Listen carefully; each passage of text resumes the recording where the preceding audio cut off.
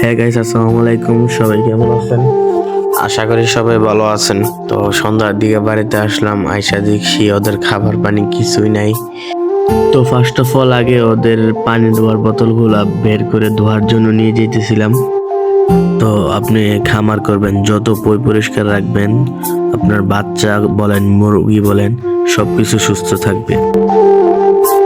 তো আগে এখন আমি ওদেরকে খাবার দিব।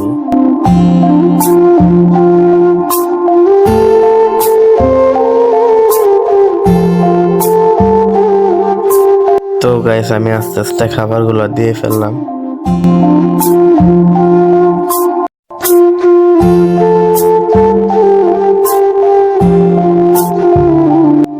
তো আগে ওদেরকে খাবার দিয়ে দিলাম যেন তারা খাবার খাইতে খাইতে আমি পানির বোতলগুলো ভালোভাবে পরিষ্কার করে নিয়ে আসতে পারি। তারপর আমি এদিকে পানি নিয়ে আসলাম, আইসা ওদেরকে দুইটা মেডিসিন দিব, মাইক্রোনিটা এবং ডক্সিয়াবেট।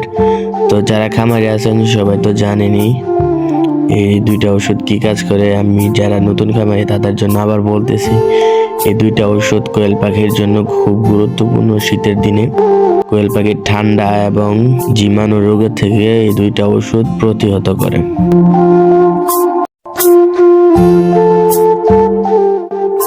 তারপরে এদিকে আমি বোতলগুলোর মধ্যে আস্তে আস্তে পানি ভরে দিয়ে দিতেছিলাম।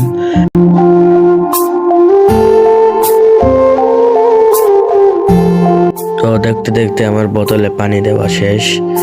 তারপর আমি এখানে ওদের পানি দেওয়ার বোতলে কিছু মার্বেল দিয়ে দিলাম যেন ওদের শরীর না ভিজে, যেহেতু শীতের দিন শরীর ভিজলে প্রচুর ঠান্ডা লাগবে এবং ঠান্ডা থেকে নিউমোনিয়া হয়ে মারা যেতে পারে। তো আমি পানিগুলো ওদের সামনে নিয়ে দেব।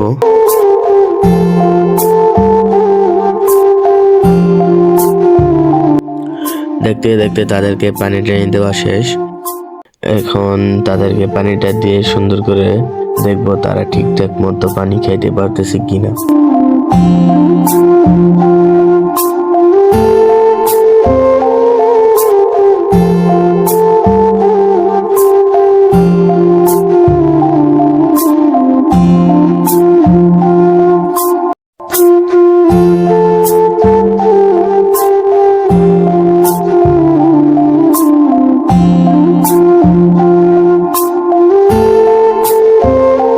তো গাইস, এখন চলে যাব, আমার অল্প কিছু ডিম পাড়া পাখি আছে, ওদেরকে খাবার পানি দিতে হবে।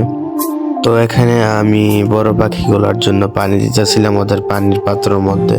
তারপরে দেখতেছি ওরা দুইটা ডিম পেড়ে রাখছে, ডিমগুলা নিতেছিলাম।